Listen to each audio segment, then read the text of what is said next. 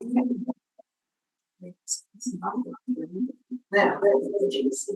I guess I need to turn that off.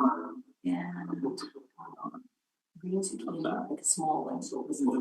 Good morning. I guess it's afternoon, everybody, but we'll go with morning and afternoon because it's really relevant. Good evening or more afternoon, and we're here at the Community Sustainability Living Advisory Committee. And Shelley, would you like to do roll call, please? Good afternoon, Director Jackman. Present. Director Tierney. Good afternoon. Director Vandenberg. I am here. Director Watson. Present. Director Graham. I'm present, and I just wanted to say this meeting is not on the RDCK website. I was just on there trying to find it, and it's not listed as a meeting today. There's no way the public could come. I'm just wondering if we can have this meeting.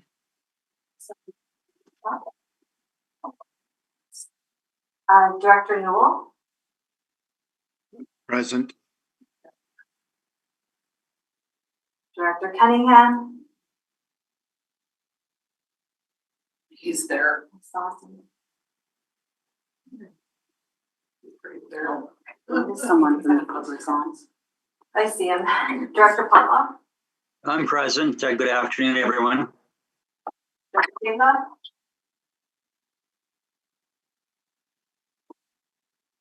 The agenda's there, but there's no one. Director Vandenberg. Here. Director Weatherhead. I see She- Tanya. She's Silverton. She's Silverton. Gordon Silverton. Director Weatherhead. Director Main is Tanya Gordon. And Director Hewitt. I'm present. Thank you. Thank you. I'm pretty sure Weatherhead's off the committee now. Yes. Oh, Kaya's been removed from the service. I thought that took longer. She was She at can the still tail attend. end. She can still attend, but yeah, she's not officially off Yeah. till end of year. Great, thank you. And then to Director Graham's point, we do see somebody from the public on and viewing. That which has been brought forward as not being on the agenda, does that have in terms of procedures any bearing on the ability to have this meeting? And I'm looking to our chair. It is, the agenda's on the website. I'm just looking at the calendar to see if the link is there. Sorry, I'm just looking now. It's I'm on the Yeah. meeting calendar. It's not there. under community sustainability. The link is there, but it's part of adjusting to the new website. So I can't answer. So then I agree, the new website, probably something that Mike ought to be aware of, and we'll move forward. We did start our meeting at 1:02. At this point, I would move towards we acknowledge and respect the Indigenous peoples within the traditional lands that we are meeting today. Yeah. And I'm looking to staff. Just ask Director Cunningham to mute. Director Cunningham. Thank you. Director Cunningham wanted to say something. That's why he didn't mute, or he unmuted actually. But thank you. And I know we haven't started the meeting yet, and we should. And I apologize, Chair. And my statement was, yeah, it was you. This meeting was not in my calendar either. It wasn't transmitted to my calendar, but somebody told me about it because it usually is at this time, right on Tuesdays. So I went and looked it up on my thing, and of course it's listed in the other thing. So I copied it, and then I couldn't get on with Zoom. I had to go and punch it in manually.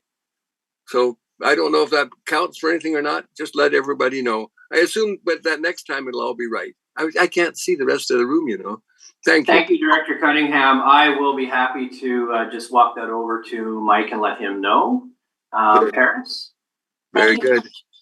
Thank you, through the chair. I just went through the process with Shelley as well. If you go on the primary toolbar on the landing page, there's meetings, and under committees, and then sustainability, and it's all there. So it is a bit of a reorganization from our old website, but it is, the information is there with the link for the agenda, or the link for the meetings. Director Hannigan? Yeah, typically if you go to the date, the meetings that are on that day show up and it It's doesn't, not there. which I think is the point. Correct. Because I like to print the agenda in the morning, so I have a hard copy in front of me. And I couldn't find it this morning either, but West Transit was there, so. Okay, and of course, I will have that conversation with Mr. Morrison, just so that he's aware. And thanks everybody for pointing out those opportunities for improvement. Yes. Just note with Mike that we needed both spots. The calendar is the number one reliable source for I just need the residents. agenda. Going by committee gets a little confusing. It was there, but it's not in the calendar, so that's where we need to ensure it's in those spots. Thank you very much. Great, thanks, Amy. I'm looking to staff. Do we have anything to add or delete for the agenda? I'm seeing nothing.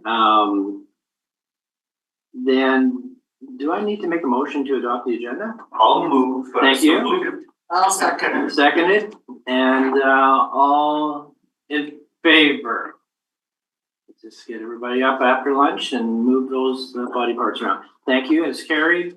The receipt of the minutes have been received. Oh, first of all, any errors or omissions in the minutes while we're on that? I am seeing none. I'm looking to online. I'm not seeing any. They then have been received. Do we have to motion that? No. Thank you. First item, staff report 5.1.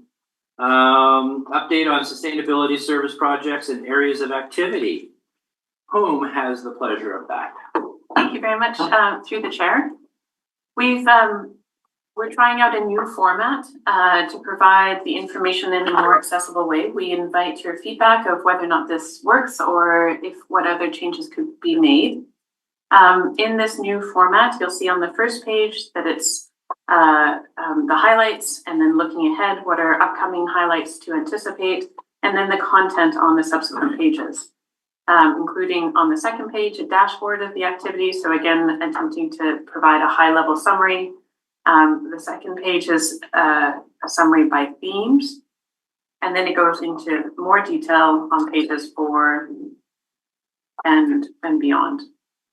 So as for the highlights, if we go back to page 1, one of the highlights is that we're moving into looking at engagement around the water sustainability planning for the Goat River watershed. That is an item that is included in CSLAC's agenda. We're also moving along with the development of the terms of reference, both the Spokane Lake and River Partnership, and also that there's progress on the invasive species working group. What's not noted here is that there's also been a successful meeting, which is an update will be provided here with the working group for the Rural Mobility Community Action Advisory Committee. Thank you. Looking ahead, we do anticipate at the end of May a report on the groundwater monitoring project that we supported with Living Lakes. And then also in June, if the meeting gets rescheduled, we'll see if this can happen in July. There's the presentation on the grid resilience pilot up in the Lido Valley. Thank you. All right, any comments on the format or any comments on that which is in the report? Director Jackman. Thank you. Through the chair, I like the format. It's easier than that huge long scrolling back and forth sideways thing. One thing that jumped out at me, depending if you're on each grab or the other, in the long form agenda on page 14 to 58, is a table with staff time. And what kind of jumped out at me, if I understand this correct, through the chair to Paris, this is only your staff. So the question would be, is there a way to understand our staff time for all the staff working on these projects? You've listed all the projects in the table. The staff time isn't, distortion isn't the right word, but this is not representative of actual staff time on each of these projects. So either it should be labeled coordinator time, or it'd be nice to see all the staff time, like grid resilience investigation might be 0.02 of the total staff time from the working group, whereas other items will be much higher percentages. So just wondering, what my peers think of that. Either we change the label on this, or would you like to see all the staff allocated between these projects? Manager Sam? So through the chair, some of the projects that are listed here, and Paris, you can confirm this, are not within S105. They're within other services. So it doesn't matter. You just want to know what staff time is involved in all of these projects, regardless of the service, or would you like to also like to know about which service they're in? Jackman? But either or, you can't call it staff time for the projects because it's not correct. So either you show just coordinator time, or if you actually have a staff timetable, whether they're in S105 or whatever, like when we look at our, resource recovery, we've got 3 main services and a couple other sub-services, allocation services, but we get an understanding of where people are working and what the total amount is. So in the near term, I'd relabel this, and in the long term, it'd be nice to know. Because if you went, say, to page 19 under the KLP, there's numbers there, 175,000 over 4 years, and there's staff support time and mapping. And so, my one question was, well, if that was resolution 414, 2019, the 4 years is 2020 to 2024. So when I thought of the earlier one, I thought, well, yeah, how much staff time is on right now out of that allocation, 175? Where's that done? And I know it's not done. That's to update. So if we're going to show staff time, it'd be nice if it was wall to wall, as it were, and if it was kind of for the projects that overlap. And that would give us a better sense of the level of effort being put into these various projects. Staff? Thank you, through the chair. Yes, so the original intent of this table was to show a full accounting of the budget allocation of staffing for CSLAC. And since I'm the primary staff person, then it was really to show how the 75% of my time is allocated across projects. It's true that we're now missing Alex's time, and he's managing a key component of CSLAC's work through the Reliability Working Group, and so we do need to include that. And then, as you mentioned, also the KLP is not noted here in terms of the staff allocation. I would just note that the resolution that you read out is from 2019 and has been already completed, so that's not relevant at this time. But yes, we can be more inclusive of the fulsome nature of staff related to CSLAC beyond my time. Anything further, Director Jackman? Nope, just jumped out at me when I saw staff time. All right, Director Watson. I think what we're going to do today is we're going to talk about a couple of things that actually reference the last item on this agenda, which is the actual structure of the committee. I think what's really challenging is that when this committee started, there was a bunch of stuff we were doing that was pretty related to what the group was asking for. And I don't disagree with what Director Jackman's asking, but when we silo the climate work we're doing that is not actually siloed and is actually existing in all these other departments, what we're asking is for one committee to address what's happening everywhere else. And what we need to do is actually address that this committee is essentially redundant to the fact that that the work we're doing is not siloed. It's spreading across all of our services. So I kind of want the last conversation to happen because other things on this agenda I also think should not be in this committee, because it's more and more, it's less and less the people that need to be in these conversations are the ones actually here. That was probably not too articulate, but short answer is I think knowing what staff is doing on climate stuff and related to this is important, and at the same time, it's a whole other exercise to try and capture that when you include resource recovery, when you include, KLP and who is there. That's a whole other conversation. There's too many people at KLP from our table. So I think the bigger conversation is really what are we doing with this committee and how do we make it clear where communications need to be and who needs to be in those conversations. Director Jackman. No, that's good, because identifying the overlap of staff, and I fully support matrix management. I've never been a functional line management guy. We're going to look at this. So we are a matrix in terms of staff allocation across different lines. but seeing how that overlaps with CSLAC. And then that might also lead us to at one point say that the focus for the reporting on this activity now needs to be transported from CSLAC to somewhere else where all the, well, maybe board, but where all the participants are actually represented. And I think building this out in this format is a good way to see that. Then the new and emerging stuff that this is intended to cover will stand out better on its own. I'm looking to online to see if there's any other members that wish to comment in. I'm seeing nothing. I am then going to ask staff, are you, in terms of the clarity on the staff direction, are you okay? Can I supplement? Yes, you may. So I think the opportunity here, as we figure out what this committee is doing, is that when you identify in this report, you know, there's also all this other component where it is being held as well. It's good to identify that we're doing all this other stuff. That's good. But I think at the same time, perhaps this report, if we're adding that, needs to be shared with the board, with my efforts to not have us repeat conversations if it shows up there. But that's where we can try and cross-pollinate it until we figure out what we're doing with this committee. Okay. I'm looking at online. I'm looking across the table. I'm seeing nothing further. Thank you for that conversation. That was item 5.1. We will now move on to old business 6.1. First item on there is Rural Mobility Communication Advisory Committee update. And I believe Alex has a presentation that he is just dying to show us. Yes, I do. Please proceed. Sean's gonna check. Yeah, I'll just start showing you the slides out.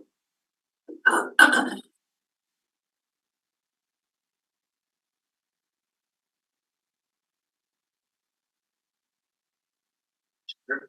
Thanks everyone for having a few minutes to listen to a project update on the Rural Mobility Community Advisory Committee, which is a mouthful. On the next slide, we have our schedule.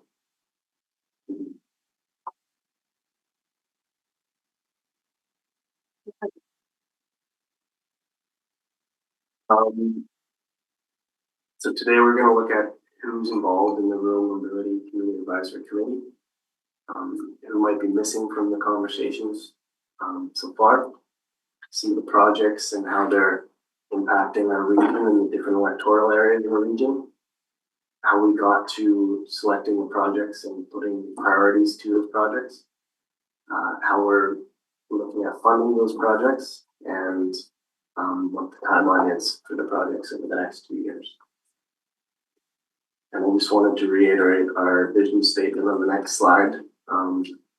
The Rural Mobility and Community Advisory Committee endeavors to help RDCK residents access an integrated network of equitable, low carbon, and multimodal transportation options, otherwise known as the transportation ecosystem. So on the next slide, the Rural Mobility Community Advisory Committee right now has a core team of 4 folks that are doing the coordinating and planning meetings. So myself and Paris and Tom Duell are all involved in that core team from the RDCK. And then we also have a discussion facilitator who's kindly volunteered to help guide conversations in our meetings. Sarah Breen, who's the chair of the Regional Innovation and Rural Economic Development team at Selkirk College. And over the last 2 months, we've been reaching out to organizations, and I've listed some of those organizations on the next slide. But we really appreciated the responses we got to the survey that we sent a couple of months ago, and we reached out to all of the organizations that were passed along, as well as others, and are continually trying to build out this membership to ensure that we're reaching voices and groups across the RDCK.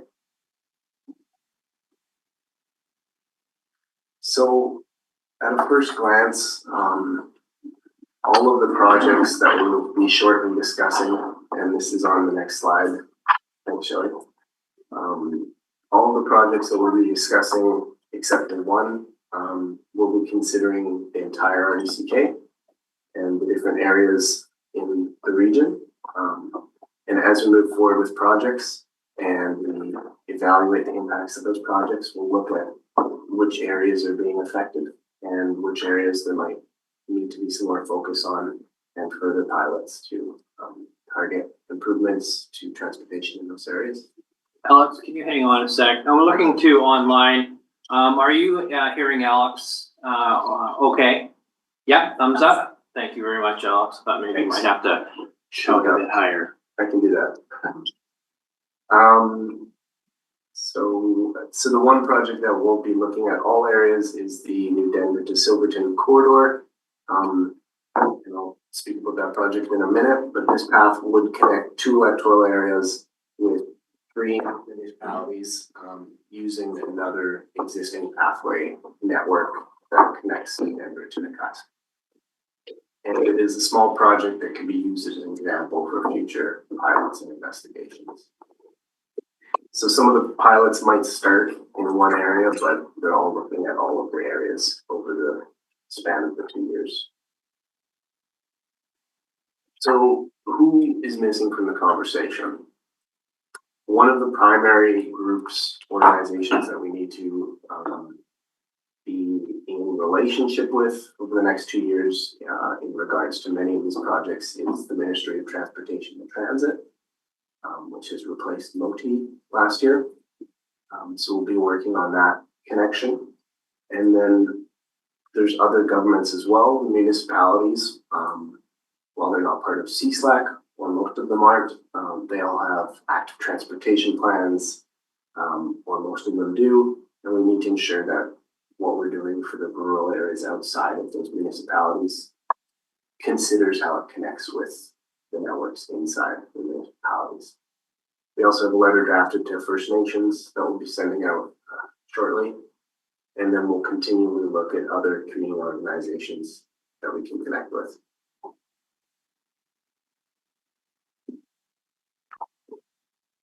So how did we get to the list of projects that you can see in the attached report? In 2022, our first investigation was the Transportation Think Tank, where we got together with about 20 folks from across the region and just started to open that conversation. What's going on in the region? What's missing? How could we maybe work together? Then we got direction from board to continue that investigation, and through the climate action engagement efforts and then the regional transportation summit last year, we developed a list of, I think it was 20 or 21 initiative areas. And from that and outreach to all of these organizations across the region, we came up with a list of 7 projects. And we sat together about a month ago and talked about the projects. Different folks presented projects that they were passionate about, and there was a unanimous consensus to pursue initial investigations of all the 7 projects. And this will include an end-of-year report, both to the age-friendly communities grant that we have, as well as board. So with this first list of pilots, we really wanted to avoid duplication and build on existing programs. It's an incredibly interesting region in terms of transportation. Yesterday, I learned that the first Greyhound station in BC was in Nelson, and there was tons of trains. The ferry from Robson to Castlegar was there until 1994, I believe. So all sorts of different transportation networks that are happening, and there's still a lot of community organizations that are running volunteer driving programs, medical shuttles, all sorts of different things. So we don't want to duplicate any of those efforts. We just want to help connect and support these groups that are working. To how we fund these projects, we have $5,000 from LGCAP to run the meetings, coordinate with the groups, deliver communications, and then we have $25,000 from the age-friendly grant to help with the investigations.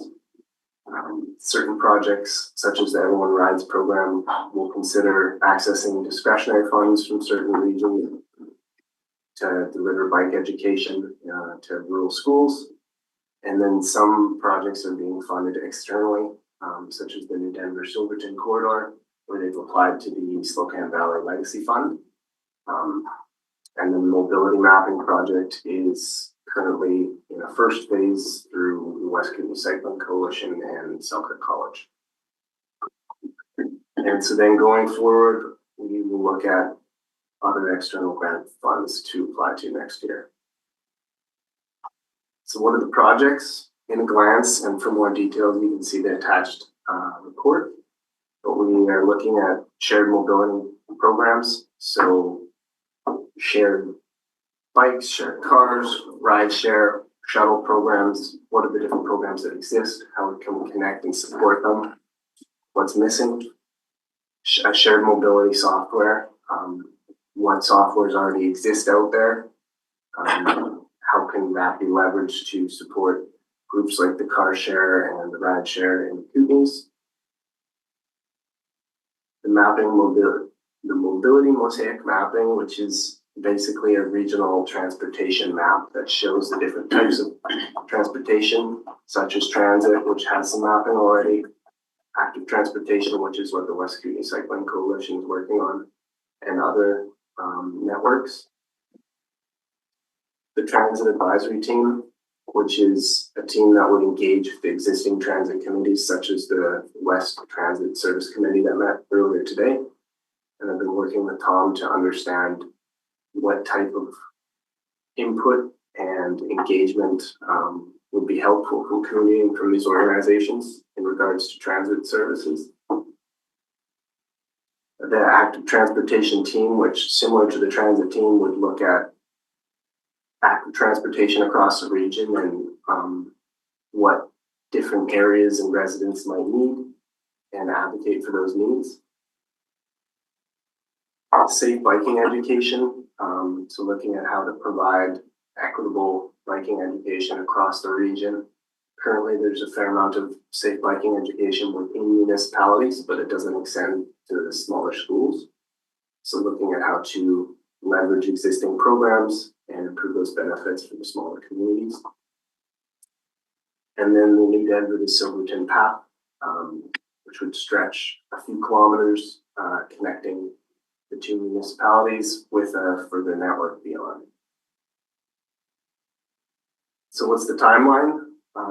We've completed the first quarter of the year, surprisingly, and we have our list of projects and our priorities, and we've developed metrics and tasks and teams assigned to each of the projects.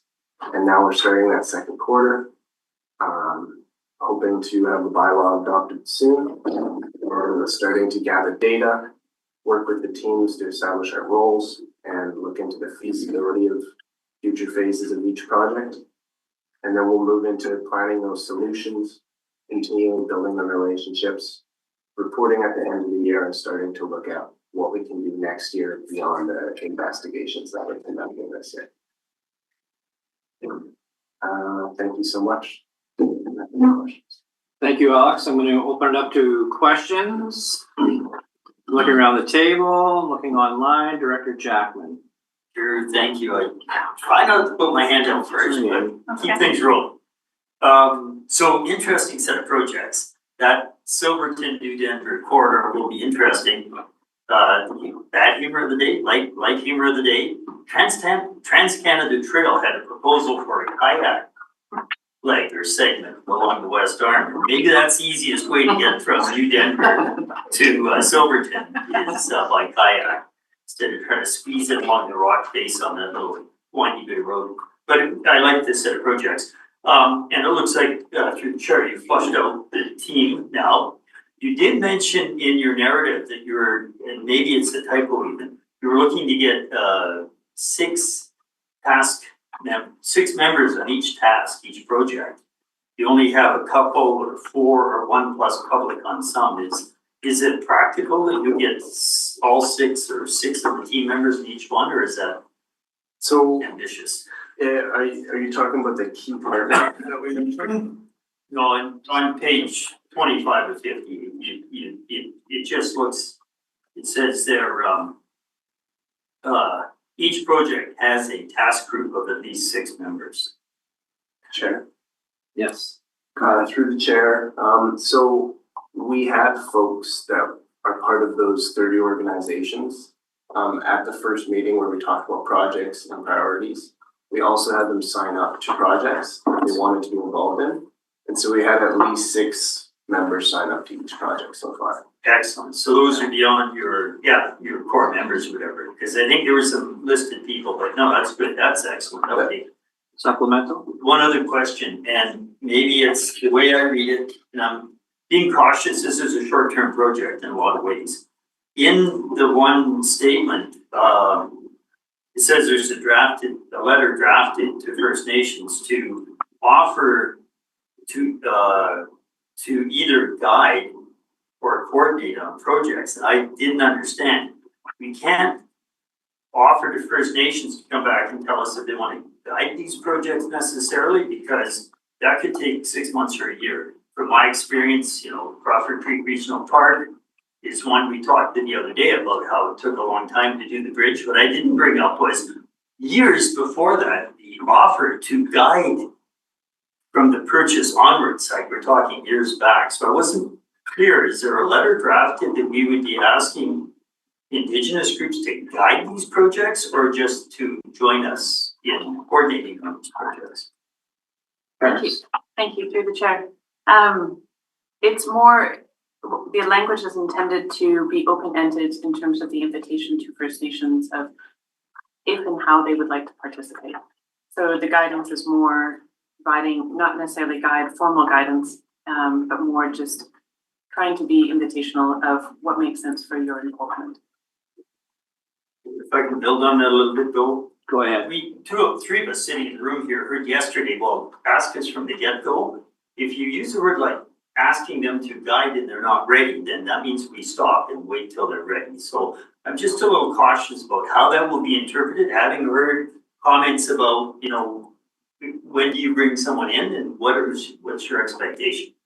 So I'd like us to be cautious and we don't set an expectation that we're going to wait for any of the groups who could be involved to say, yes, they'd like to take the leadership position and guide. Because we've got a lot of active volunteers. That's why I was asking the other question. And I think we want to unleash them and use their energy today. Okay, so I'm looking at staff. You understood that point. And yes, Gary, myself, and Director Tierney had And Sangita, yes, and had some quality time spent yesterday, and we talked exactly about that from a First Nations point of view. Director Watson. Thank you. Really great projects. It looks great. I'm more happy with this committee than originally, but that was to do with the structure of it. What I wanted to address is the only one that I have concerns with is the transit one. And this again goes back to the transit isn't limited to this committee, but it's also so complex that thank you for being in the meeting this morning. I saw you online.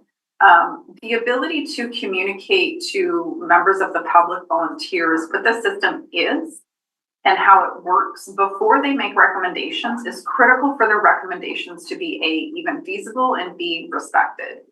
My concern really is that for our transit system being so complex, that, we spent 3 hours just working through how does this work, that I don't want to have, members of the public work on a committee, do all this work, and then they come to us and we're like, oh, that's totally not feasible. We can't do that.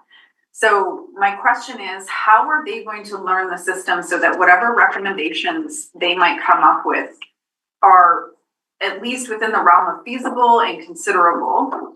That's my first question. My second question is, I see that the way it's written is that they will come to like Kootenai West for recommendations or to put input to us, but I feel like they need to actually learn a little bit as we're learning, which is a lot to ask of them. So I'm kind of curious how we do that. And then last note, and sorry, Chair, you weren't in our transit meeting because you're not a part of that service.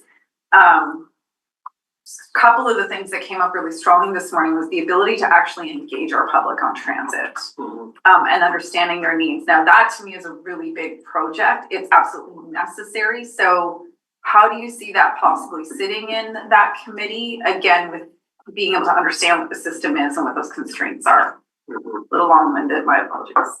Go ahead, Alex. So through the chair, I agree. It's a really big, conversation.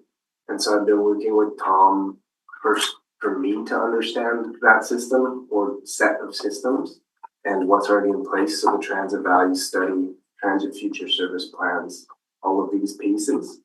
And so Tom gets a lot of requests from public already, but it's not funneled in an effective way.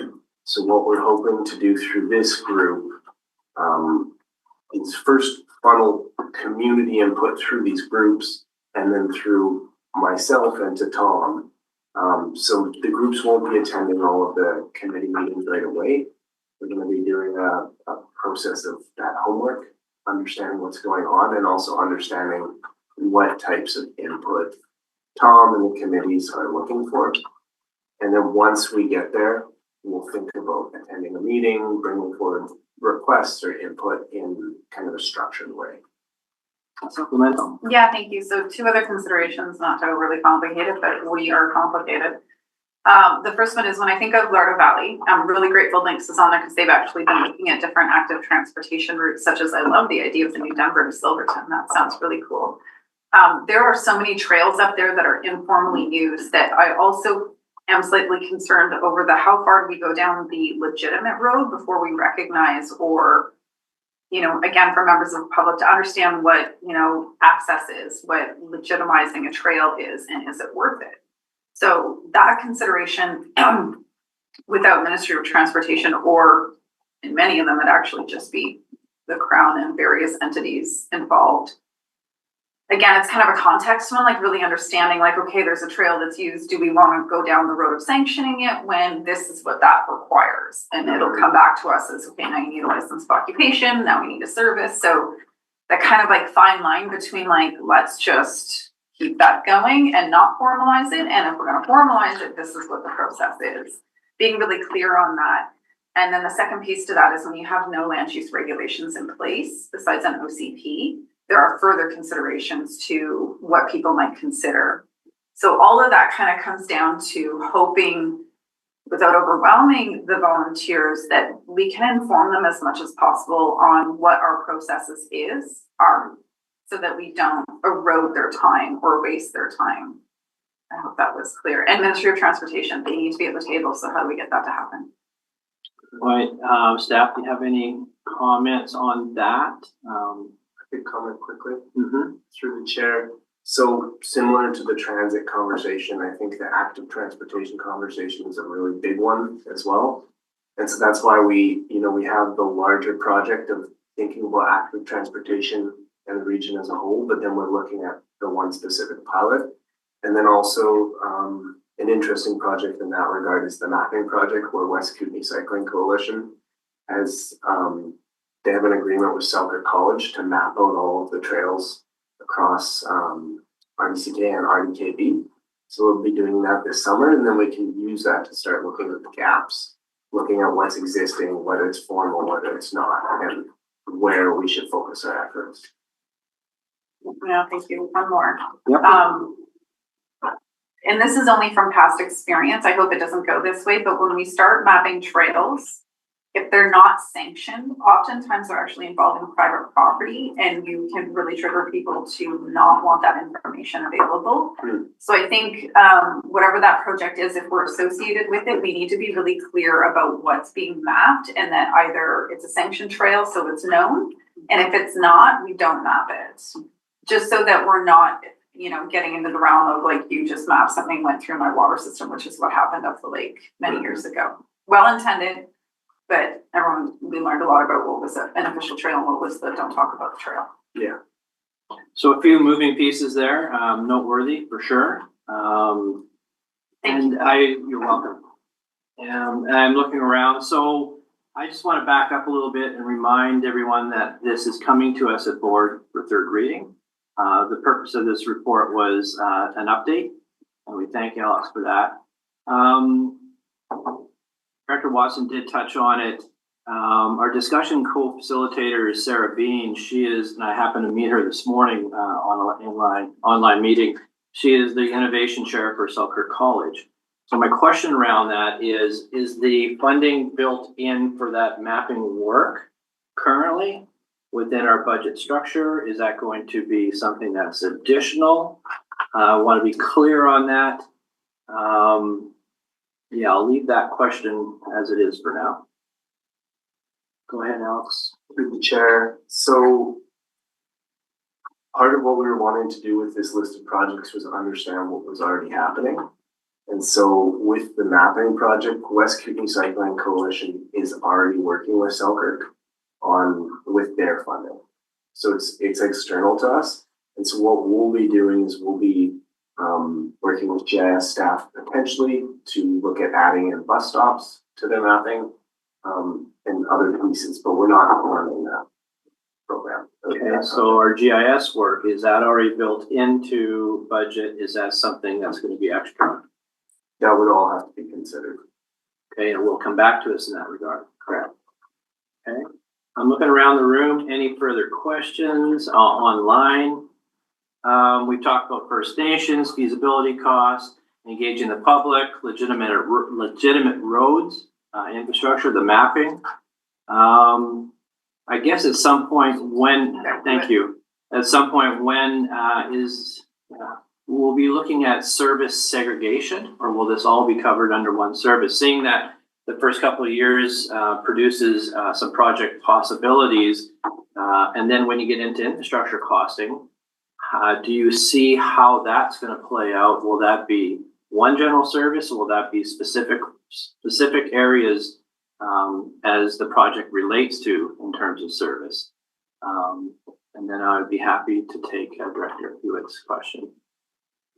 Through the chair, I would say I'm uncertain at this point, and that at the end of the year we might have a preliminary evaluation of that.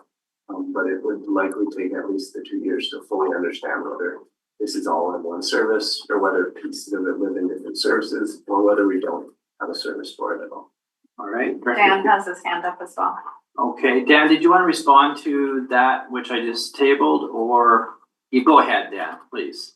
Thank you, through the chair. Just building on what Alex was saying, we have to assess that on a case-by-case basis, and obviously establishing a service is complex. So that would be part of the business case that we'd be bringing forward to board for each of the projects once they come to fruition. Thank you, Dan. Director Hewitt. Thank you, through the chair. My question is simply, is the committee interested in looking at plans from communities who are developing them, because the village has our draft active transportation plan currently under review. We've had a presentation on it, and we're seeking public feedback, and which has elicited some comments that made it seem like we were planning in parts of outside of our area, which a community member took as planning for outside of our boundaries. But is there any interest to see where there might be, looking at that, to see where there might be places that there could be partnerships developed? Go ahead, Alex. Through the chair, so definitely, I have engaged with Watt in that project, and I have a draft, but I'm excited to see further drafts if there are. And I have like a online resource library with some shareable resources and some that we're keeping internal, and just building that out, because yeah, Nelson has a plan, Cascar has an old plan, Nakusp has a newer plan, Creston has a newer plan. For sure, we want to know what municipalities are doing and look for the areas that align. Supplemental? No, just that's great that you've been in touch with them to take a look at that. Thank you. Director Watson. Yeah, that's really great, because as through the chair to Alex and to Director Hewitt, it was an interesting thing to see that people thought it included Area D, and at first I was like, oh, I don't know about it, so what is this? But then at the same time, as I went through the plan, I'm like, oh, this would have been good if we could have talked to Area D, because Caslow's the central place. So it's really grateful. I'm grateful to hear that if RMAC can be this kind of overseeing one, because we have different jurisdictions, and I was glad I wasn't involved, only because I didn't know about it. But then I was like, oh, but there's so many opportunities. So I would love to be able to look at those and not have boundaries between us. So that's great. And I think it also overlaps in the planning component as well. Like, again, like we can't, like, it's so difficult to keep siloed in a way. I'm grateful this committee looks like it's not doing that, but it's not a governing committee. So that's where you're gonna have your work cut out for you to identify those things like, okay, this needs to go over here, this needs to go over there. Like the fringe planning and the complete communities work is where I see some of that fringe work really having a bit of leg to it. So I'm rambling on, but in an ideal world, we didn't have boundaries and we could just look at how do we all work as a team, and no one's not trying to do that. But anyways, I would love to see their plan looked at as, and what's just outside of it as well, that, the connection to places like Pine Ridge and subdivision, again, a ton of trails that we don't know about. But they're really great trails, and we do know about them. So Your rambling is welcome in this committee. Okay, thank you so much, Sherry. Alex, did you want to comment? Yeah, through the chair, there was another project discussed that didn't make it to the final list, but it was a connections piece, looking at all the nodes of connections between electoral areas and municipalities. And we're just kind of furthering that conversation because transportation doesn't have the same balance that the governments do. And we're trying to understand how that relates to project complexities with governance. But it is still something we're thinking about. Thank you. I just wanted to be clear with Director Hewitt's question and the response. So community input is welcomed, but in terms of the clarity piece is, will that be run through the committee, vetted through the committee? So any of that type of planning and that sort of thing, does that run through the committee, or is that just taken to the staff level for implementation? It's an interesting question. Question for clarification.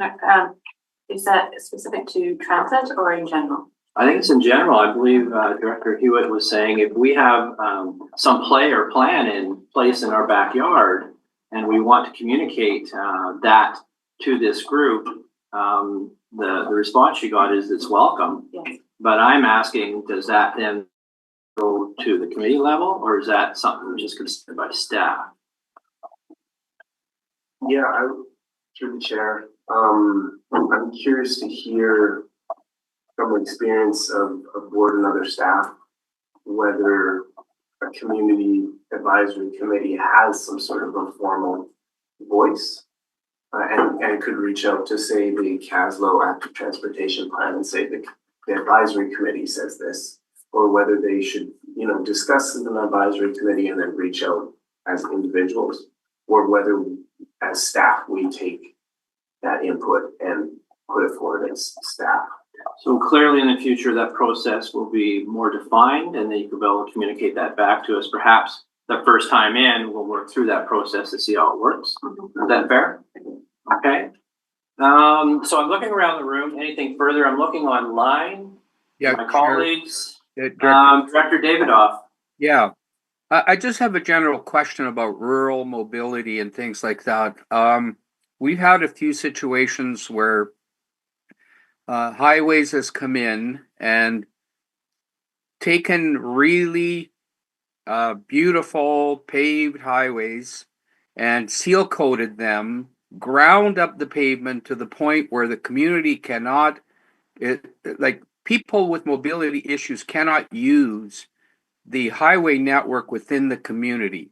I'm getting a lot of pressure on this right now from one community. I went and looked at everything. You can't walk on it without stumbling.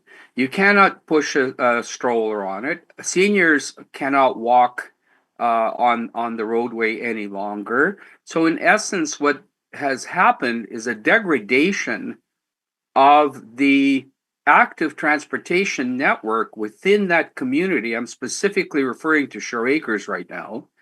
And the pressure on me is intense to say we can't use our network. And I refer to it as an active transportation network. That's what it is. Kids can't play on the, like they did basketball, or you can't play road hockey on it. So is this our purview to look at stuff like this when it comes to rural mobility and and active transportation networks that were there that have now been degraded to the point where they're useless. And now we're looking at a way to figure out how to apply a thin coat of asphalt or do something to bring that all back. Is this within our purview? Who would like to, go ahead, Alex. Through the chair, just a question back to Director Davidoff. Do you mean, is this within the purview of RDCK board, or is this within the purview of the working group? Well, we're talking about rural mobility right now. We're talking about looking at active transportation networks. Is this an issue that belongs here, or am I just going to keep fighting on my own, writing the Minister of Highways and fighting with everybody on this? Through the chair, I would say that community concern fits well within the project that's looking at active transportation.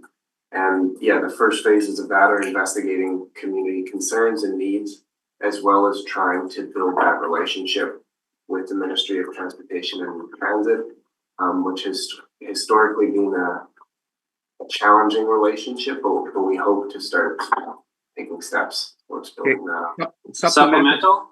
Yes, I do, Chair. So basically what I'm having done right now is I'm getting first person testimonials written. I've drafted a letter to the minister that I'm just waiting for all the evidence to attach to that. So if I brought that back here to this committee, when's our next meeting? It's probably even going to be a long time from now, but it would be appropriate to bring it back to this committee to get an endorsement to move forward with returning what we've lost. Is that appropriate? Go ahead, Paris. Through the chair, thank you. Director Davidoff, you could just bring it directly to Alex. It doesn't need to come through CSLAC. Yeah, I'm just looking at getting endorsement of the committee and the board to remedy what damage has been done to the active transportation network in our community. Amy. So Director Davidoff, I think what you have is several different avenues. If you want board endorsement, then that's something you have to bring to the board table to say, I want a letter, I want a meeting, whatnot. And then with the Rural Mobility Advisory Committee, you can bring the issue to them to workshop and get advocacy through, but they're not a governing body. So if you want governing response, you would have to bring a motion to the board table for that. Okay, I see. And Dan has his hands up. Thanks, Chair. I see Dan's hand is up. Maybe he's got something to add. Dan, go ahead. Dan's saying No, he doesn't have. Okay, Director Jackman. I forget if it was in our highway semi-annual meeting or a side conversation. Ministry isn't funding overlays on side roads the way they used to, because I had this on Crawford Creek Road and Lodge Road. You gotta wait 2 long hot summers before it'll flatten out enough that you can ride your bike. I got complaints from everybody from people I've known for a couple decades to my son, who cycles there all the time. But the ministry's funding right now, numbered highway overlays or recycle in place and chips. Seal coating is what they want to do with side roads. I don't think we'll have much traction on side roads unless you want to talk to the premier about the big budget. But in a couple of years, it will improve. They're not useless roads. They need to seal the water out so that the subgrade doesn't degrade and they don't get more frost heaving and other issues. It's a longevity band-aid instead of an overlay. And that's what I've been told directly. That's their direction. Side roads are not going to get overlays for the foreseeable future. They're going to get seal coated. Thank you, Director Jackman. Director Cunningham. Come on, there we go. Yes, thank you, Chair. Through the chair, Dan, have you talked to our local superintendents and people like that about your problem? Yes, and I had to I got them out through the chair with sweeping and actually picking up the gravel instead of flinging it on people's lawns. So they're doing that. They just did that, and they're going to sweep a couple more times. But you cannot use the roadway. I mean, you just can't use it for anything that the community has been using it for forever. It's just degraded to the point where the active transportation network is gone. So Director Davidoff, you've done a great job of pointing out that challenge. I want to Thank add you. to this as well. Chair. That Chair. our conversations with with them, I hear you. Just give me a second. Thank you. Our conversations with Modi needs to ask the ability of this work that we're doing. Does it have any influence or influence over their priority?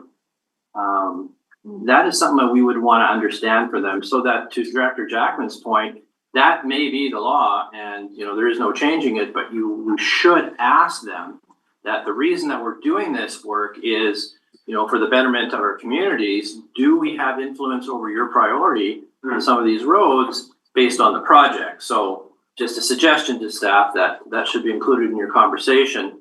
And Director Cunningham, Thank you. Supplementary through the chair. Yeah, I think that this is a problem, but I do know that in some areas, what they will do is they will use the gravel on the traveled portion of the road, but the walking portion, where the yellow line is, stays original, so that you can still use it for the supplementary items. Perhaps even if we could get that much, it should help a lot in going forward. Yeah, we have no yellow lines in the Director Davidoff? sorry, yeah. Okay. Yeah, thank you. Director Cunningham, did you have anything further? Good point. No, that's it. Thank you.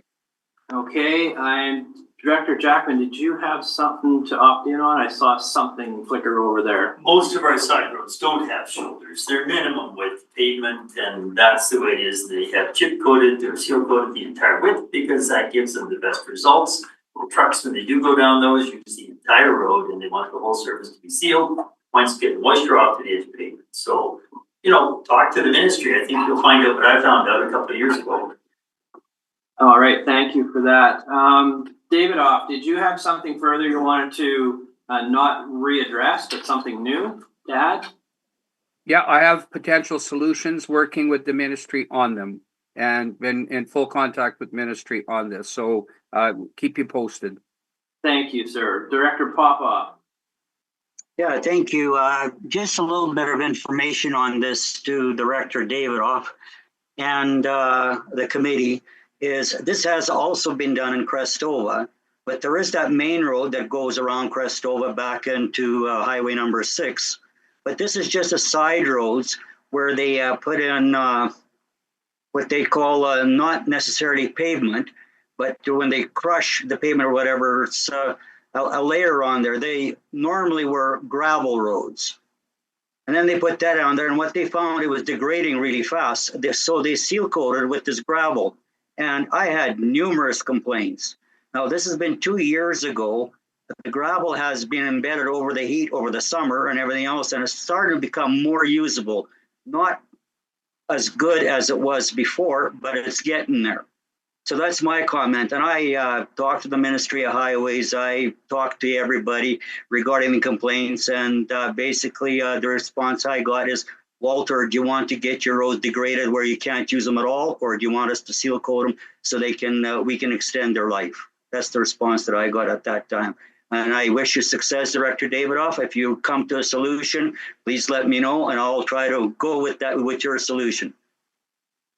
Great, thank you for the feedback. So essentially, there's a lot of challenges that have been illustrated through this conversation, which once again, you'll probably want to have those conversations with Modi to kind of understand where we can and cannot go in this regard, so that we're not disappointed with some of the responses, with the good intentions of the pilot of the projects. All right, I think we have wrapped that up as a good conversation. And I will now move on to 6.2, to which we have a recommendation, and that is the engagement strategy for the water sustainability plan, specifically Goat Watershed. And I see a nod from Harris, but I do see Director Watson's hand up in the air. And did you want to? Kate, you're first. Thank you, through the chair. So we're seeking approval for a strategy on engaging 4 primary audiences. One is building relationship with Yakanuki. The second is working with elected officials. The third is engagement with residents. And then the fourth is our stakeholder groups. And this is all regarding the goat watershed in Creston Valley. And at this time, we're seeking approval from CSLAC because it involves both working with elected officials, RDCK elected officials, and also relationship building with Yakaniki leadership, chief and council. All right, Director Watson. I just put my notes here. So first there's two components to this I'd like to address. The first one is, it's another good example of a project that I do not think should be held in community sustainability, primarily Creston not being at this table, and they would be heavily involved in this. And it's an engagement agreement with our First Nations, which is precedent setting. So I do feel like this report and the request should go to the board. That's my initial one, because what we will do is it'll go to the board regardless as a recommendation, and then we're going to repeat the conversation and their essential report to accompany it as per usual process. So that would be my first thought, and then I have comments on the engagement process itself. So I don't know, Chair, if you want to talk first about if we just move this to board for full discussion and not have discussion here, or if you want discussion now, that's your call. Thank you. I will hear from Director Jackman first before we rule on that. Thanks, Chair. I was gonna just point out, I like the engagement steps and the way it's broken out as sort of the four groups. Something that I cannot get out of my mind is optimal watering for optimal production. You know, that one CBC article and then some follow-ups I did. So you have here Creston Valley Water Awareness Survey under the engagement with residents. That survey, I think, would be far more effective if first we had some better data from Creston Valley farmers in particular on exactly what's been happening with repeated drought. There's one thing to have minimal watering to ensure you're going to have a good crop. But then without the late fall watering for sort of recovery, rejuvenation, the numbers that heard out of the Okanagan were staggering. You could have a 25% reduction in yield in the following year if your fruit trees or whatever don't recover properly. So I'm just wondering in terms of timeline, I know some of the farmers really want to talk about water. So hopefully we can bring some real data to the Valley residents in general. And shy of that, I just got another thing that's from, reminded me of Kent from Kwantlen College University, Kwantlen Polytechnique down in the Fraser Valley. He'd probably be a really good source of data on that too, in terms of arid or semi-arid climates. If we're unable to get the farm community to respond by the time you want to engage with the public, I think that's what they need to hear. Because there's a lot of optimism about food production, market conditions improving, you know, as other prices of imports go up. Creston and all our other small producing niches will be, they have a better chance of being viable, but not without the water, because we've had too many dry falls. Thank you, Director Jackman. So I want to go back to Director Watson, and then the suggestion is to move this conversation to the board. My only drawback on that is there is none, because we have Valley Services in which we can explore this prior to any conversation.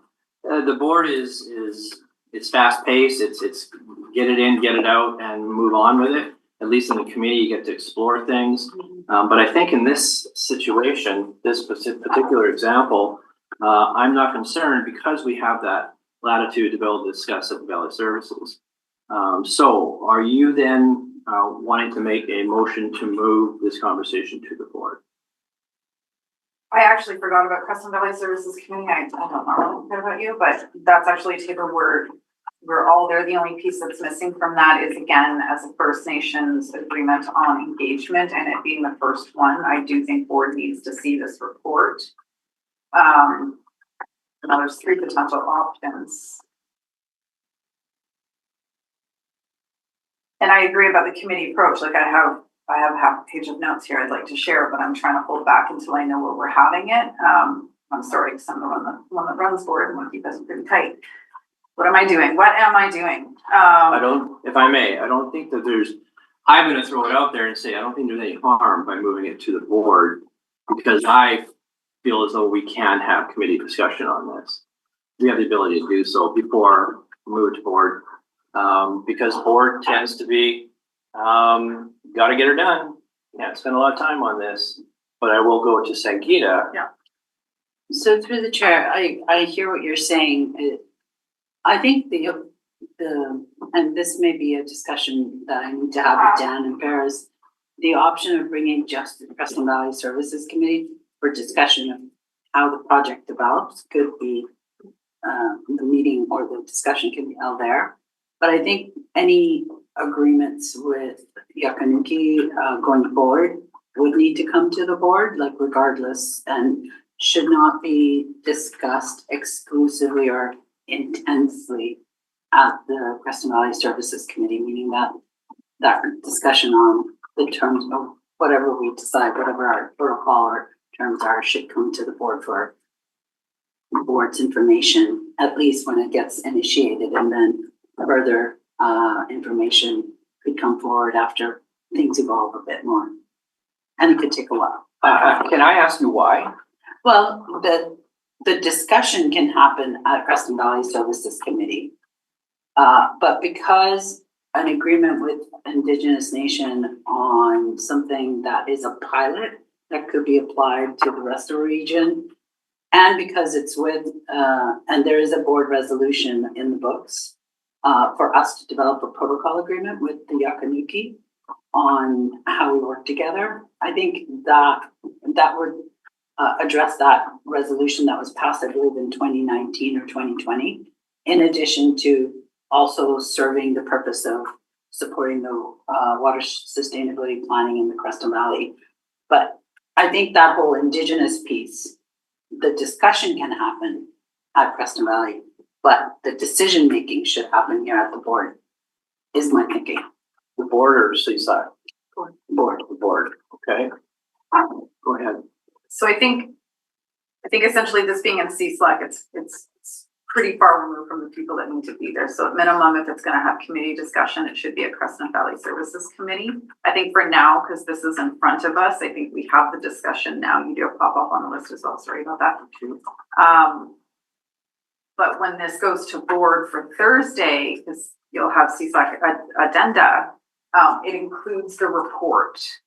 And I note to allow for bigger conversations on it so that's there. But moving forward, we hold it at Creston Valley Services with it going to board. I think sustainability is just where, again, this is where Paris is, this is where we're having the conversation, but it actually is over here. So there's that. And then I actually have comments on the strategy. Okay, Director Papa. Oh, sorry. Go ahead, Paris. Thank you through the chair. I just want to add that largely this was presented in draft, or at least in content, when we did meet with the Creston Valley Services Committee and yourself, and we discussed an approach to how to engage with residents. It wasn't formally presented as it is in the report now, but we did discuss it, so that just to say that there has been discussion about this at Creston Valley Services. Okay. I think moving forward, that's where it's focused in terms of this specific project. I think, again, it's the fact that we're working with Indigenous nations that we need to be really cognizant of the board being really well informed on what's occurring and have the opportunity for feedback, because this affects other areas. Yeah. All right. And then I'll be back on the list for actual. Okie dokie. Director Papa. Yeah, thank you, Chair. I was going to comment on a process, but I think that's already been discussed and basically determined on the process. My simple question is, the cost is $26,500, and all out-of-pocket costs are grant funded. So portion of time is the only thing that we're talking about from the regional district portion from our staff. Is that correct? Thank you. Through the chair. Yes, that's correct. Okay, thank you. All right, thank you, Director Popoff. I'm looking around the room and I'm going back to Director Watson. Thank you. I sure take my opportunity in community. You're doing a great job. Thank you. First thing I want to note is the timeline in terms of spring and fall engagement sessions. I'm going to say you're not going to get that plan before June if this goes through. So just noting that I know our schedules are pretty booked up until then at this point. So when you say spring, I hope you're not thinking next week. Okay, good. Or May. The next one is ongoing dialogue to build understanding of governance frameworks and collaborative processes. No problem with that statement, but I do see a big deficit in terms of being able to be understood by First Nations over what we do. And so how that's addressed, I don't know, but I do find that that's been a difficult conversation at times. The KLP was a really good example of hearing things that there were a lot of assumptions about what we do. So how do we, and you don't have to answer this now, but I really want to articulate the ability to provide a really good framework for what do we do and what is our lane. Not saying we don't go out of it. We go out of it all the time. Here we're talking watershed. We're well outside of it. So that was just a flag for me that that's actually a really big piece of work. The media campaign 4 phases progressing from inquiry to education and action. I find that really vague. What is the campaign about? Is it the relationship? Is it the watershed? How are actions being determined? Is that not the role of the watershed plan? And how will actions be paid for? And then I have one more question. That one was a question, sorry. Great. Thank you, through the chair. So I took the first 2 as statements, just in terms of planning. Yes, and I recognize. So there's many moving pieces here. The engagement in terms of with the Akinuki leadership and RDCK leadership. Hopefully we can have it soon. We recognize that there's lots of people involved in busy timelines, so we'll see. But the intention is to start spending time together. And then yes, in terms of engagement with elected officials, great point. Alex and I have worked a lot on also demystifying and really being clear about what we do as work. And I would say that's not only an understanding of clarifying with the Akinuki, but also with RDCK residents, particularly as we step into an area where we don't have formal jurisdiction beyond some level of beyond some provision. And so, yes, and the unspoken element here is if and how the province gets involved. And we know that the province is very interested in what we're doing, but we haven't had any formal signal from them that they will be involved.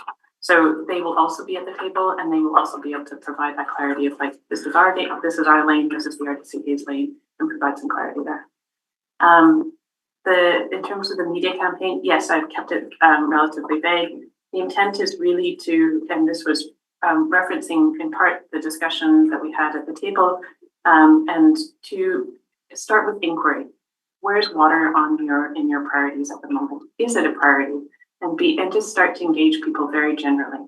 And that's the basic of, and then start to provide information over 4 months of, did you know, or have you thought about, or have you considered drought? Is that part of your consideration? The action could be around conservation. It could be around just simply getting more engaged with the process that we're doing. Again, all this is still relatively in that level of, let's just talk about the issues and understand what are common values and common priorities, because the actual plan development isn't until next year. So we're all just building the framework. It's just us starting to get to a place of common place. And I'm sorry, I missed the 4th one. Well, you covered them all, and I had another one I'm going to say, so you don't know that one yet. Okay. And supplemental. And supplemental, thank you. One note on the, informing of what we do. I think there's a piece that's our forestry advocacy over the last few years, I think would be a really critical piece to include. Mm-hmm. So asking for whatever motions or letters that we've written. We had a long exchange when it was Minister, I want to say Edney, but Edney's anyways, there's a whole slew of, one thing I heard at the KLP was you stay in your lane, and I immediately was like, oh my God, I'm always out of my lane when it comes to forestry. So having that information available for them to know what we've done in the past as a board would be helpful. And then my last one was, and I think I figured this out, engagement with stakeholder groups. My question was in the Creston area or across the whole Kootenay Lake, because that's what Yakinuki identifies. But I think I'm already going to answer that in that because this is the GOAT watershed, that is the map that this is limited to, which helps finite the scope a little bit, because if it was the whole Kootenai Lake, then we're talking something much bigger, but so am I correct in that? Yes. Okay, a map would be really helpful once we start those conversations. Thank you. Yes, and thank you through the chair. We do have a map. Again, it was, and I do believe you received a copy of it. I can send it again. And so the Goat watershed, just for everybody's sake, is inclusive of both Duck Creek and Duck Lake, and Arrow Lake Creek as well. So it's essentially the whole of the all water that sheds down into the Creston Valley is considered the Goat watershed. And we do have a working map as well. Dan, do you have something to add? Yeah, I'd like to muddy the waters through the chair for a moment, if possible. I think what I wanted to offer is, as we're going through developing a project plan with Yakanuki, it's important for us to bring as staff to the board and to CSLAC a plan so that you understand what our engagement is. And this was a lot, like Paris said, built on the conversation that we had at CVSC and hearing what's important from a board perspective. I also want to offer that having a project plan like this will evolve as we're going to be going in. So I wanted to say it will shift. So this is a very operational plan that we're getting feedback on today. So timing might evolve. The other piece while working with First Nations is having a project plan with timelines and deliverables can be a very colonial approach to how we're doing projects. And from that standpoint, there will be some listening and shifting and evolving as we're going to be going through it. So while we're here asking for the committee's approval to the engagement plan, I did want to say that with that caveat that it will shift and evolve to be responsive to our partners. All right, thank you, Paris. Go ahead, and I have Director Jackman. And if I can add just a point of clarification to Dan, it really, and I'd say I'd move it beyond a plan to a strategy. Really, this is the direction that we're taking, and if there's agreement with the approach that we're taking, then that's what we're asking for endorsement on. All right, just a reminder, pardon me? Just one quick comment on the map. On the map? Yeah. Is that okay, Director Jackman? All right, go ahead. Thank you. Are you including the animal that represents that area? Thank you. Through the chair, we're in discussion with Isaac about how best to include Naha names and recognition of the lands. Thank you. Just a reminder, we do not have a recommendation as yet, and Director Jackman. Sure, thanks, Chair. Yeah, people should remember that the Goat River was redirected to the Kootenai and it used to run along the base of up the elevated town side of Creston, and of course, so the entire Duck Creek and all of that shed directly into the Goat, its natural channel. Also, the increase in the scope to include that to me is critical because we're looking at all the possible alternative water supplies in the project. I wanted to just go back through the chair to Paris, what you'd said about sort of the first would be, sort of a general outreach to the public, and then, the inquiry stage, and then the did you know as a second stage. But as you state in the report, engagement fatigue is a problem, and I worry if we've been bringing water up with residents continually, like, oh, you're going to have to pay so much more for your water fee, and your parcel tax is going to be this because we got asbestos, and like we got this, we got that. Like, they've been hit with a barrage of water issues already. That's why I think it would be good to come with a couple of did you knows. That's why I brought that up, because people might take it for granted that there's sort of an economic shift with all the border stuff and the like, that we have the potential for the economic gain. But I think you might grab their attention more if you let them know the challenge. It doesn't matter just getting out there and, seeding the fields and growing something. So that, if we have time to come up with 2 or 3 very relevant did you know questions in the first round, I think we'll get people's attention more. And as I say, some of the farmers are chomping at the bit to talk about some of this stuff. All right, thank you. So I don't have a recommendation I'll move it. And Amy is moving the recommendation that the board approve the watershed engagement plan as outlined in today's 2025 CSLAC report, and further that the report be submitted to the board following the completion of the engagement. I will second. Would it be a friendly amendment to call it the engagement strategy in both places? Thank you. Thank you. It is a friendly amendment. Shelley, did you get that? Sorry. The chair, could you please repeat that? Replace plan with strategy. I've got it, Sean. Okay. That's a friendly amendment. Oh, I should ask the movers regarding. Oh, yeah, that's fine. Oh, yeah, okay. Very friendly. Super friendly. I'll And, make a copy. Further discussion on the motion, Director Watson. Only process-wise, please include the report with this and make sure Ange knows to include that in the agenda. Thank you. So noted. I'm looking to our online peeps, and don't see anything further in the room. All those opposed to the motion? I am seeing none. It is carried. We're moving on to new business, item 7. For discussion, CSLAC meeting dates, review and discussion. Who would like to? Sangeeta. Yes, for sure. So this item is related to our June meeting. We've already had, this is our 3rd meeting. Our budget only has funding for 3 more meetings. And so we're recommending that we cancel June and have the meeting in July, and then cancel August and do October, December. That would align with budgets as well.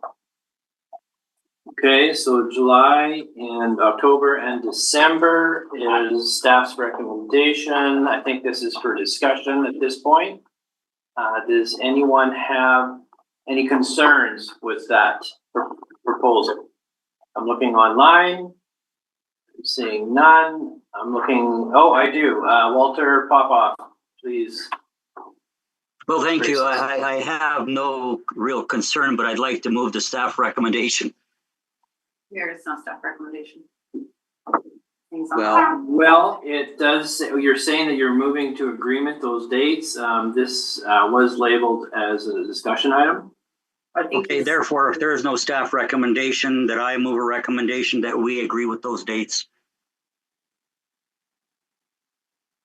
All right, I'll need a seconder. I have one, Director Jackman. Director Timmons. No, Director, too late. He's the 3rd. So further discussion on that motion by Director Popoff. Director Tierney.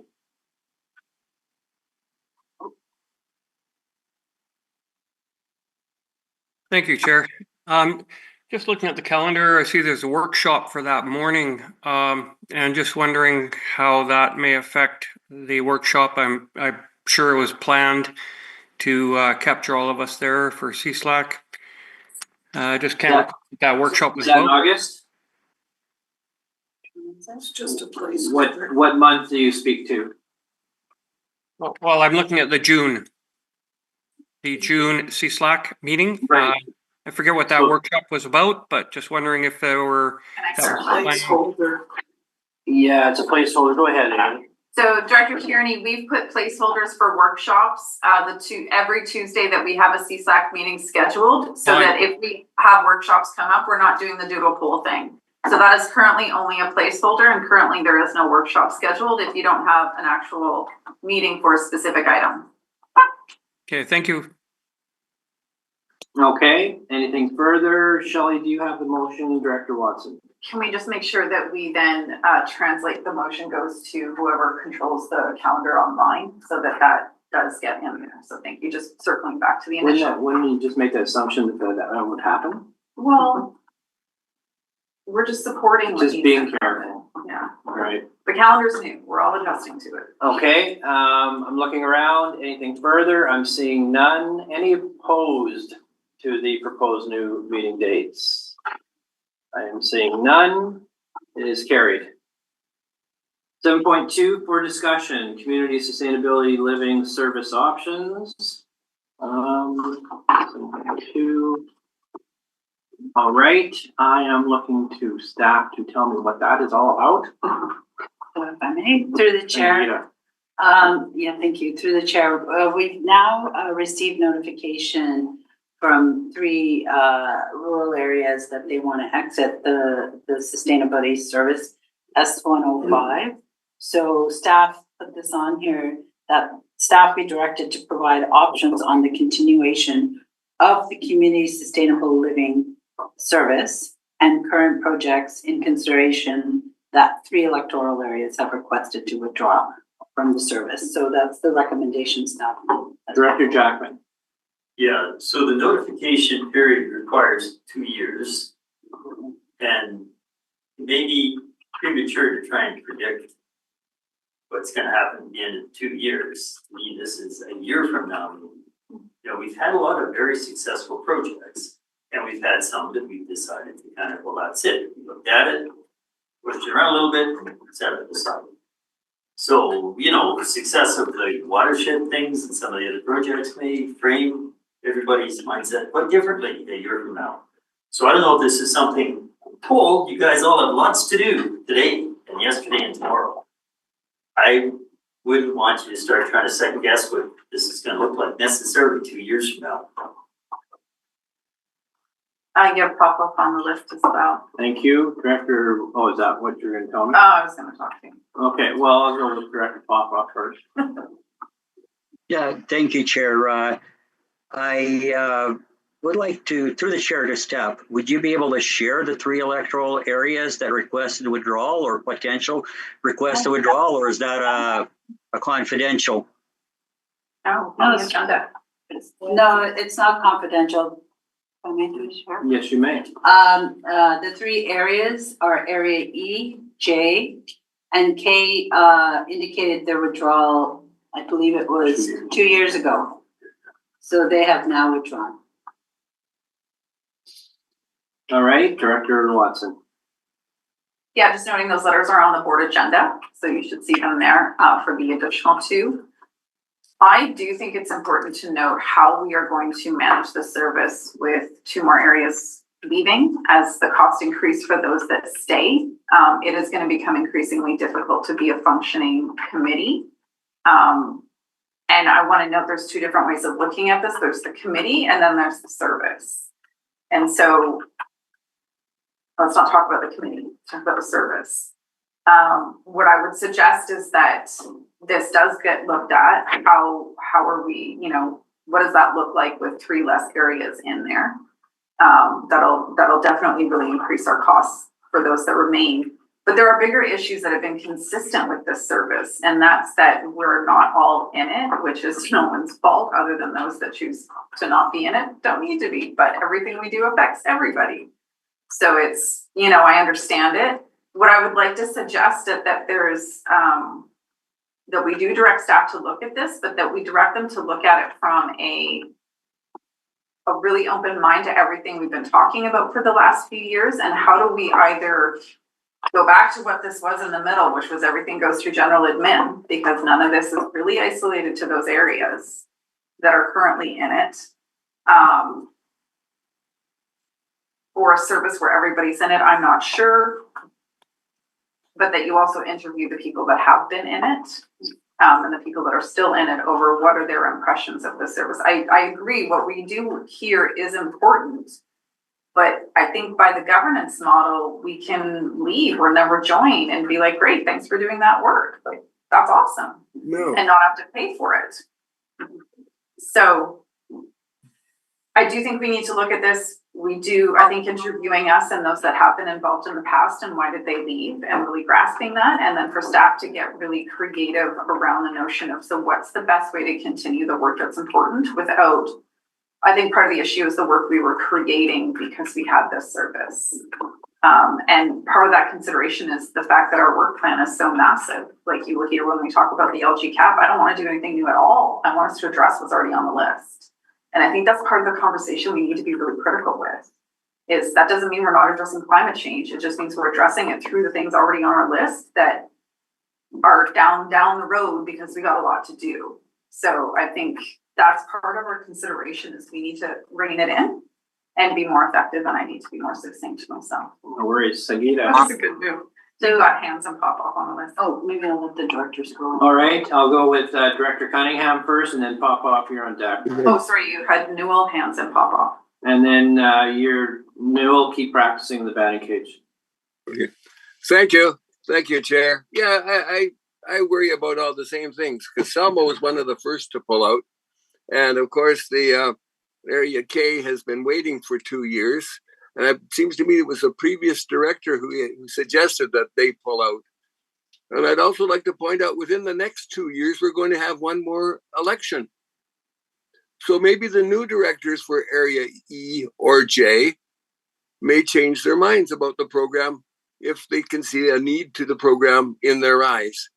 In the meantime, I would suggest that we go full steam ahead with what we've got, not pick up too much more, but anything we can't finish within the 2-year time limit when we run out of money. And at the same time, I think we can have discussions about exactly where we should go. The things that the previous director mentioned are certainly valid, but perhaps our scope is too wide. You know, we're trying to do too much for too many people.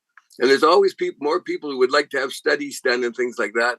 Maybe somewhere the community could move into areas where you have more solid ground. I know when the committee first started, we didn't know what to do, but we found out that in fact, that LED streetlights were an efficient way of saving energy and money.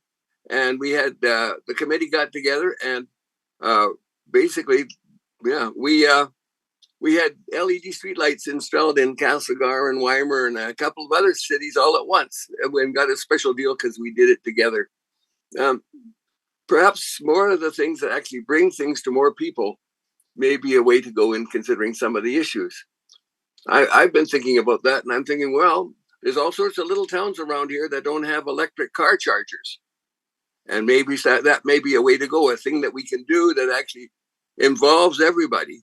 Because I look out Area E, and if I was driving out along the North Shore of Nelson, or F, how many car chargers are there between Nelson and Belfort? And I don't think there's any. Those are the kinds of things I think we might want to think about when we get into it. But I'm leaving all that for the future. My basic premise, as I already said, was we've got 2 years.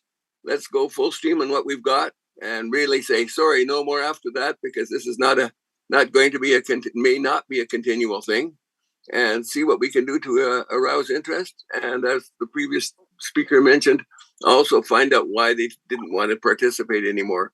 Although my feeling is they felt they weren't getting enough value for the money. Thank you. Thank you, Director Cunningham. Director Popoff. Yeah, thank you, Chair. Most of everything has already been said, and I'm one of the initial members of the Stardust Sustainability Service Committee way back when, and I don't want to go back too far. But anyways, it was started, correct me if I'm wrong, I think Director Jackman was also on that committee at the start. It got started because we want to look at services that we can provide that are not core services.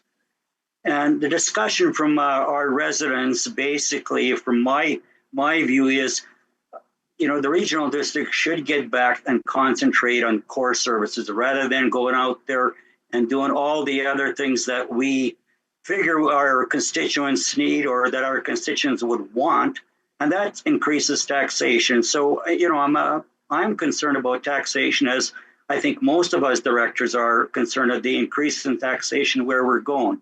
So when you do the report back to us, go all the way back to the start, what we started with, where we're at, and what are we going to be looking at in the future. And that will mostly determine whether other electoral areas would like to stay in the service or not.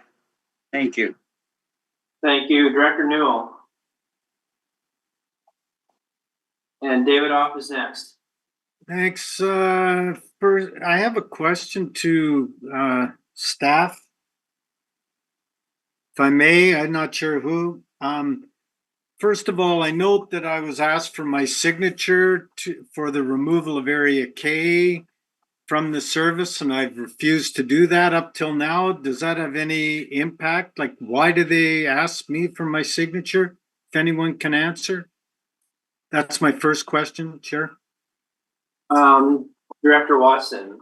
So we all have to give consent as participant members in the service to somebody leaving. And so we have to consent to that as members. So we all had to sign, and if you didn't sign, then I don't know what that outcome is, but that'd be my question. Okay, well, I'll follow up with Angela on that, but I've refused so far. Secondly, I noticed that Area K is paying this year, so they're in this year. I guess it starts next year. So I don't know if that's accurate or not. But anyway, they're paying, so at least according to what Yev sent out a couple of weeks ago.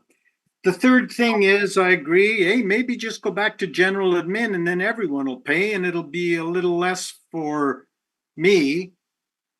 But I disagree with that because for 0.76% of the Area F budget, and I look at what's been accomplished in the 10 years I've been here, the leveraging of money and the amount spent for 0.76%.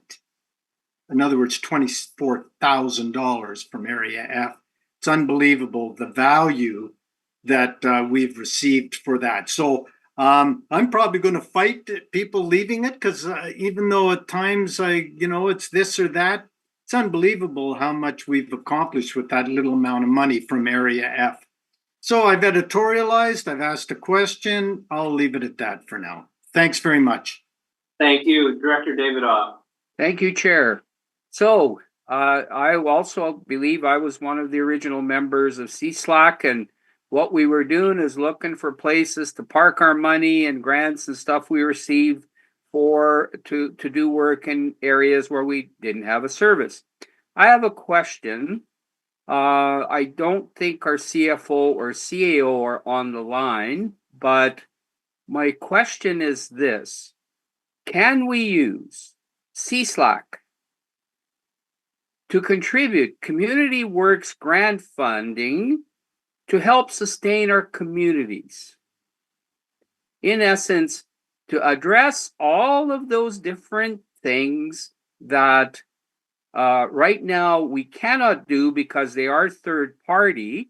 However, if, for example, Area I contributed $250,000 or $500,000 to CSLAC and then came to CSLAC and says, we'd like to use so much of our community works grant funds to support a community hall or whatever. And the only criteria then would be that it meets it's a flow through, but it's truly supporting and sustaining our communities. And I know we got this on the agenda tomorrow for discussion, but could CSLAC as a service, is the enabling bylaw broad enough for us to be able to do that? Thank you. And I'm just saying who would take that. Thank you, Director Davidoff. Sangeeta has been noting that down. Did you want to comment on your ability to walk that across the floor and ask that question? No. No. So through the chair, I will investigate that, and I'll talk to the CAO about that. But I just wanted to say that and if that it's okay, I'll just summarize what I heard. I need to put on my glasses. The two things I think that need to be done immediately is that we have interviews with each of the elected officials who are in the service, and I'll do those myself. And I'll bring Shelley in to record the minutes. So wait for an invitation from Shelley and I to have those interviews. We'll also do like a projection of what that budget looks like with the 3 EAs now leaving the service for the remainder of the elected officials within that service. And And I just want to say thank you, Director Newell, for pointing out the value that your area has gotten from the service. I just want to say it was created to leverage grant funding and gain more funding in order to do initiatives that would normally not get done under any service. Before S105 was created, which was a year before I joined the regional district, that was a going concern at this board table. And so if that has changed, that's fine, and we learn more from you as to what it is you want from the service. And as staff, all we're here to do is make sure that you get what you need. All right, thank you. Supplemental, I'm seeing none. Yeah, Chair, We do hold not on. have- Chair, I didn't get an answer to my question that I asked because I believe Sangeeta said that she would be happy to have that conversation to verify that, your question. okay, so supplemental, Chair, then, if possible. Yep, please. Yes, through the chair to Manager Sudan, could that be ready for tomorrow's conversation at the board when we talk about finding ways of addressing community works funds? Yes, through the chair, I can speak to. Yeah, I can speak to the CEO. Yeah, and if we could use this, some electoral areas may want to stay in the service. Thank you, Chair. All right, thank you, Director Watson. And we don't have a recommendation on the table as yet. I'll make a recommendation right after. Recommendation, the staff be directed to provide options on the. Well, I wanted to comment on. Yeah, why don't you? Okay, so in terms of the process, just noting it's not tomorrow, it's Thursday is where that motion is. And the motion is to direct staff to investigate options for the use of community works for non-RD owned assets. So I just make sure you know what you're referencing, Sangeeta, and you don't have to do it by tomorrow, you have to do it by Thursday. So just letting you know you have an extra day. And I won't move a motion because I think someone else wants to do something, so go. Director Hewitt. No, I've just got several questions, if I may, through the chair. So I still don't have any mover on a motion and feel welcome to ask your question. Thank you. First, through to staff, it's been indicated that you'll be doing interviews with directors.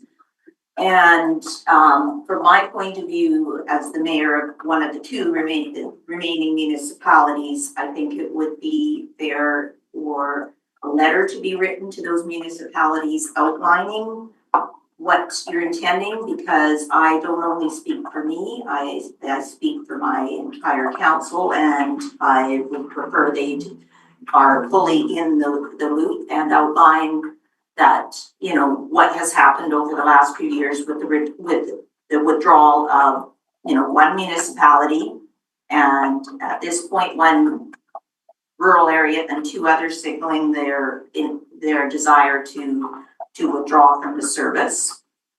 That's one thing, and then if the projects that are undertaken by this service currently, if they're important enough to continue, can you give some thought to how they might continue if they're important enough and being funded through S100, because it's been said over and over that many times they should rightly be under S100 versus just the participants in S105 paying for them for the benefit of the entire regional district.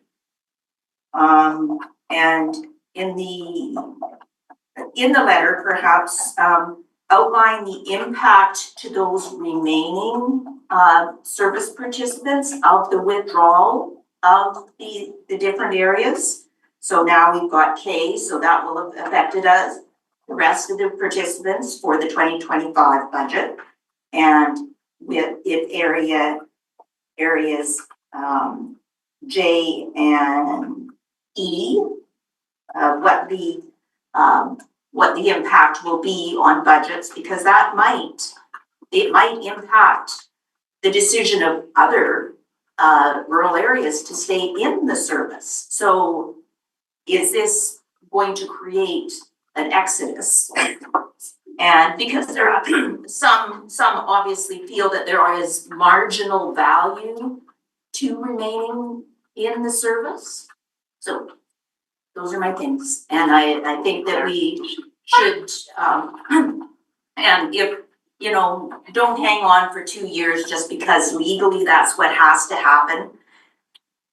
If, I can't remember which director who had indicated, finish out the projects that are currently on the books and then just say at the conclusion of that, we're done, rather than saying, oh yeah, you have to give 2 years notice. And then that, I think, causes hard feelings, would be my opinion.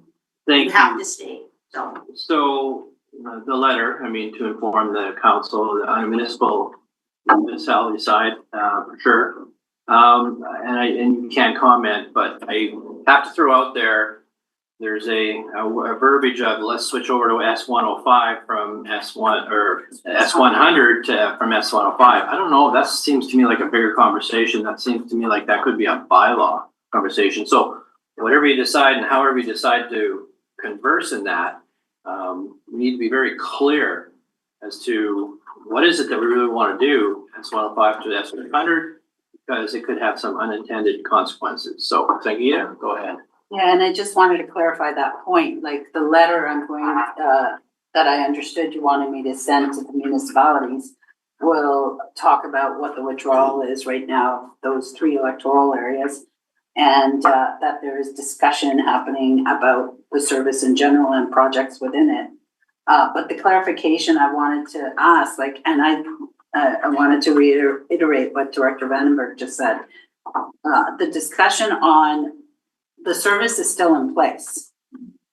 If there is discussion about the service collapsing, then that's a bigger discussion and a different discussion. I don't know if that's what you're asking me to include in the letter, but if that is, I can't project what the board will make, just like I couldn't project what the board decided now, some of the board members to withdraw. Like, this is, as staff, we're just doing what you guys want. Through the chair, that last comment was not saying, it's just that the withdrawal of others might create that situation. So that doesn't need to go in a letter. It was just to outline what your communication with directors would be, and just that it should be with the entire council for those 2 municipalities that remain. Point of order. The rest of us would like to get in here too. He's on the list. Thank you. Appreciate that. But we did have a conversation that was going on. So anything further? Sangeeta? No, nothing. Okay, and I think Cunningham was next. Hands was 237. Okay, thank you. Yes. I didn't address you yet. Thank you. Just hang on. Oh, I'm sorry. I'm checking. I was just thinking at the time, Hands was the last one on the list, and then pop off to move the motion. All right. Director Cunningham. Thank you, Chair. 2 things. First of all, let's talk about, obviously nobody's read the community charter in a long time, but the community charter very carefully says that if a service has more than 1 participant, if there's a wish to withdraw, the agreement of the other participants are necessary. And this is done because, as a writer, one of the writers of the community charter, I know, so that if, say, a village in a rural area decide to get together and build an arena, and guess what? After a couple of years, the village says, well, we don't need to pay for the arena. We're going to withdraw. They can withdraw and then stick the others with the bills, because, of course, it takes several years to pay for an arena. That's why it's a requirement for everybody else to approve it before they withdraw. So if we wanted to be sticklers, we could say, sorry, I'm not going to sign. You guys are stuck with it because you're in and you got to stay in. I'm not suggesting you do that, but that is actually the rules. Thank you, Chair. Thank you, Director Cunningham. Director Popoff. Thank you, Chair. I will move the motion for discussion purposes. Okay, and for Shelley, that is that the staff will be directed to provide options on the continuation of the Community Sustainability Living Service S105 and the current projects in consideration that 3 electoral areas have requested to withdraw from the service. Does that sound about right, Director Popoff? That is correct. All right, I'll need a seconder on that. And I have Director Watson, and it's open for further discussion. We have a motion on the table. Looking around the room, looking online, I am seeing none. Director Hewitt. I just wondered if it could be considered a friendly amendment to have staff write letters to municipalities, because it's not gonna be just as simple, have a discussion with the director. Okay, and that could be a direction. I don't know if this needs to be part of the motion, but I will ask the Director Popoff if you consider that friendly. Yes, I do consider that a friendly amendment. Is it necessary? I'm looking at Director Watson. You don't need it in the motion if staff can, but I do think once you put something into a letter, it becomes extremely formal, and this is not formal, this is, here's our options. And so I think what you're actually asking for is that whatever staff bring back to this committee to review for direction is shared with the council so that they also have that information. I don't, like, what are you wanting in the letter? Because we're not making any decisions at this time. We're asking for a review. Go ahead. Okay, in response, through the chair, this is in response to what Manager Sudan said, that she was going to individually interview each remaining director in the service. And that's what I'm responding to. So if that is not going to happen until this review is done and then a future resolution be done, right? That's what I was responding to, was that statement. Okay, offer clarity. Yes, through the chair. That's my understanding as well, is you just want a letter to your municipalities to say, or to the municipality of Castle in particular, to say that there's 3 electoral areas seeking to withdraw from the service, and that the regional district is currently undertaking a review of the service at the CSLAC table that will be further developed over time as to what to do with that committee and the service. Yes, you may. It's just so that the conversation could be had with the participants that need to have it. It's not just myself. It's my council, because I represent a community. So I'm not excluded, but so I'm not presuming to speak on behalf of my council when they're not sitting at this table. Understood. Sangeeta, then Director Watson, and then Director Hennegraff. So through the chair, if I may, can I draft something up and send it your way just to have a look at it, and then I can send it to Silverton and Castle. Yeah. Okay, so we're still working on this motion, but Director Watson. Again, for the motion, we don't need to include that in the motion. Staff's going to do it. I just want to highlight that a municipal director at this table is representing their whole council. And so it's a cautionary note to say that, like, by all means, send the letter, let them know what we're doing, send the reports. But I think we need to be cautious over interviewing council or going so far as then presenting at council before we've made a decision, because you are the Village of Castle rep. Director Gordon is Silverton when she's at this table. And staff going to work within those council arenas to get their input. That's what you need to be able to represent as well. And so we just have to be cautious how far that road goes, because they can't go to every municipality. They can't go and interview every councillor without having a full breadth of history as to why it's here, what the history was. Everything we just did, they'd have to repeat. So I just wanted to clarify, as the member for a municipality, any member of a municipality is here on behalf of their whole municipality. And it's not an easy job, because you have to translate a lot of stuff and you have to make sure they see stuff, so that, because it's a lot to communicate. So I think a letter that's drafted to say, this is what's occurred, this is where it's going. If you have any information, here's all the background. That's not a problem. You don't need that in the motion. But you are the rep for them as a whole. Director Hennegraff. Yeah, I just need to clarify, because Director Hewitt said you're going to interview the people who were staying. I thought you were going to interview the people who were interested in leaving. Clarity? Through the chair, I'll be interviewing you as well as Director Graham and Director Weatherhead. Okay, she's not officially gone until end of the year. Okay, yeah, no, I'm just trying to keep up. Good. So back to Director Hewitt. The motion as it's stated in front of us. I'm fine with what's in the agenda, given what's transpired, and obviously I've talked enough. Yeah, no, that's not a problem. Thank you, and I don't recall who moved it. It was Director Off, but I do have Popoff, thank you. clarification. And did we have the seconder on that? I believe it was. You haven't changed the motion.